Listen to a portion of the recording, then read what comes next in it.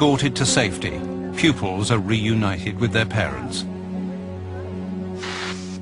There they tell reporters about the moment they came face to face with the gunmen.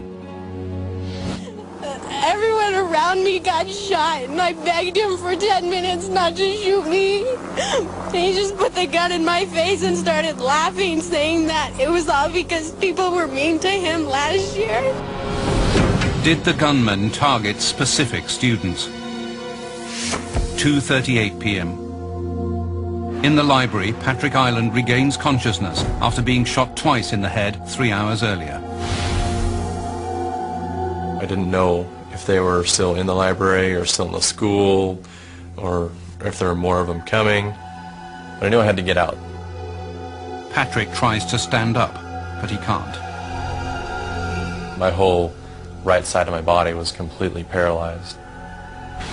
So I ended up rolling over onto my back and pushing myself with my good leg, my left leg, on the floor, weaving through tables and chairs, and ultimately getting over to the window.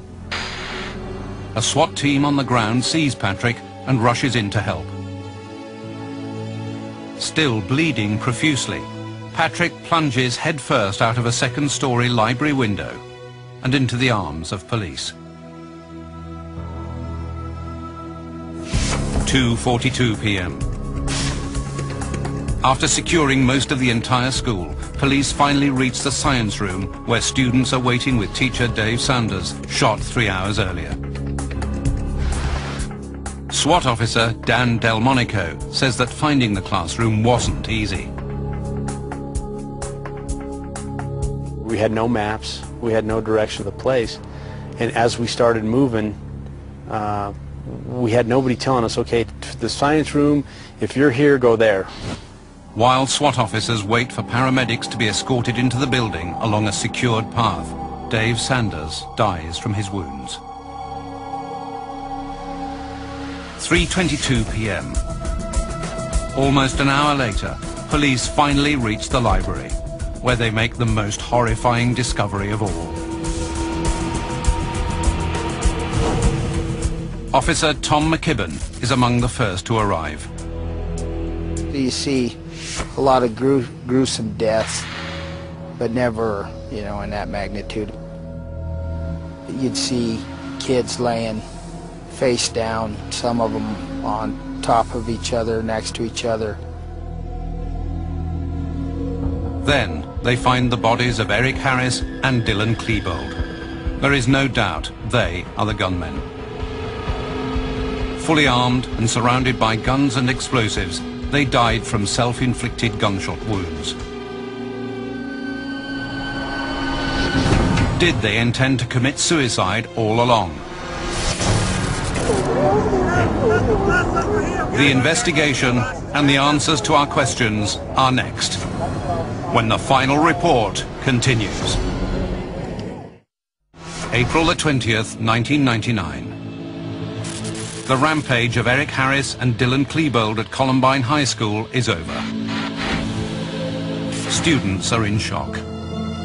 I was under a table and people were getting shot all around me. They got automatic weapons, sawed-off shotguns, and pipe bombs. The dead include 12 students, 4 females and 8 males, 1 teacher and the 2 gunmen. Throughout the school, police find pipe bombs and shell casings, evidence left behind at one of the worst school shootings in American history. The level of violence leaves police and school officials wondering, did the teachers at Columbine notice any warning signs? That night, at Eric and Dylan's homes, police discover a wealth of evidence, including ammunition, metal pipes, fuses, violent essays, and journals. They also seize a series of home videos made by Eric and Dylan in the months before the massacre. No, no, no. Yo, hey, what's going on, dude? This is Dylan. Investigators question the parents and consider whether they should be held accountable for their actions. What did their parents know? In the days following the shootings, flowers are placed all around the school. For the grief-stricken community, the most troubling question remains, why did Eric and Dylan go on their murderous rampage? Police begin their investigation by scrutinizing the evidence seized from Eric and Dylan's homes. The items provide the answers to many of the questions this program has asked, but the most intriguing is, who were the gunmen? Eric Harris and Dylan Klebold seem to be normal, if occasionally troubled, teenagers. Journalist Dave Cullen investigated the shooting and believes reports that painted Eric and Dylan as misfits are incorrect. It's a complete myth that they were outcasts. They had a huge group of friends. They went to Friday night rock and roll. Dylan went to the prom. Eric had lots of dates. Eric and Dylan both worked at this local pizzeria and played video games together. And according to Columbine High School head Frank DeAngelis, Eric and Dylan did well in school. They were very adept at using the computers. They were in a video production class. Eric was in some of our upper-level classes. They were good students. After the shootings, news reports that claimed Eric and Dylan were outcasts also said they were taking revenge against school bullies and were members of a so-called trench coat mafia. While there had been a group of students at Columbine High who called themselves the Trench Coat Mafia, Eric and Dylan were not members. Although in this video, the pair do portray themselves as assassins in black trench coats. Do not even screw with that little kid! If you do, I'll rip off your goddamn head! This video, made for a class project, is based on an essay by Eric entitled Trenchcoat Mafia Hitmen for Hire. I don't care what you say. If you ever touch him again, I will frickin' kill you. FBI Special Agent Dwayne Fusilier says Eric and Dylan wore trench coats during the attack out of necessity. The only reason they had these long coats on was so that both of them could carry a shotgun on a sling and a 9mm carbine on a sling without being seen. Of the two, Dylan Klebold, who had an explosive temper, seemed the most likely to get into trouble. When Dylan got mad, you would hear about it. He would just erupt. He just went ballistic. Dylan was known to swear at teachers and fight with his boss at the pizzeria. One of Dylan's oldest friends was Brooks Brown. Brooks' parents, Randy and Judy Brown, say Dylan spent a lot of time at their home when the boys were younger. Dylan was the shyest child I'd ever met. When he would come over here, every time he'd have to warm up and kind of loosen up for a few minutes, you know, and then you could get him to open up. Unlike Dylan, Eric was outgoing and seemingly confident. This video shows Eric flirting with a classmate in the school cafeteria. Eric was known for his calm and deferential behavior. Eric was all about minimizing the damage. You know, yes sir, no sir, you know, suck up all he needed to do, say all the right things to get out of there. Eric and Dylan met in junior school and eventually became best friends. In 1998, they had a run-in with the law. On January the 30th, they broke into a locked van and stole some electronics. They were arrested and charged with criminal trespassing and theft. Both boys pleaded guilty. A judge ordered them to take part in a youth diversion program, probation for first-time non-violent offenders. The program's counselors discovered that Eric had difficulty controlling his temper and ordered him to take anger management classes. The classes appeared to help. But in March, Randy and Judy Brown discovered that Eric had his own website, which contained a death threat against their son, Brooks. On his site, Eric wrote, "All I want to do is kill as many of you as I can, especially a few people like Brooks Brown." Eric also bragged that he and Dylan had been building and detonating pipe bombs. The Browns filed a report with the local sheriff's department. 2 weeks later, they followed it up with a meeting with a detective. According to the Browns, he assured them that there was enough information to investigate Eric for his bomb-making activities. It wasn't until after the Columbine tragedy that the Browns discovered that police never pursued their investigation.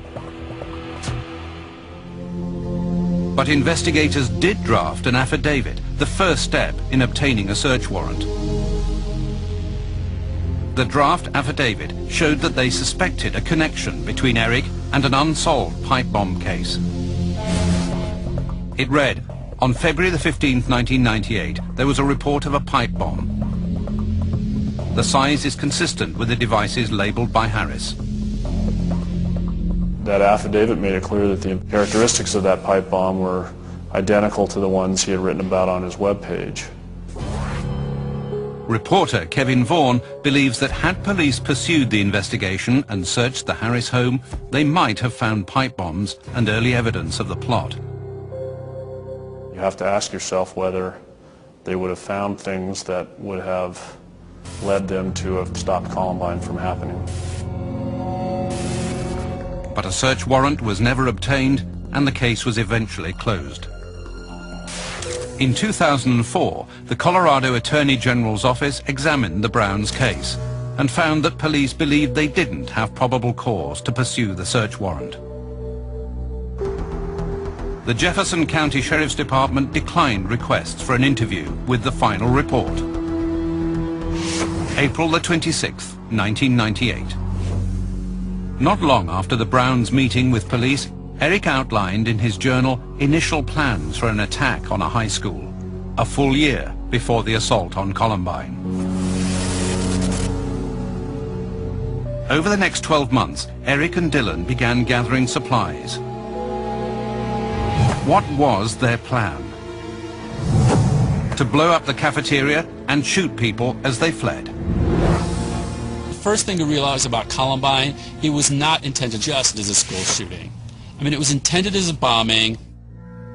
Eric wrote, "We will be in all black, dusters, black army pants. It'll be like the LA riots, the Oklahoma bombing, World War II, Vietnam, all mixed together." They wanted to harm as many people as they could. I think their plans were very grandiose, and they were going to take it as far as they could take it. On the day of the attack, the pair would plant bombs in the cafeteria. They'd wait by their cars for the bombs to detonate, then shoot at students and teachers as they tried to escape the flames. Did they intend to commit suicide all along? Yes, based on their journal entries. They did not expect to come out of that alive. Their plan all along was to die in the incident, either from police bullets or from by their own hand.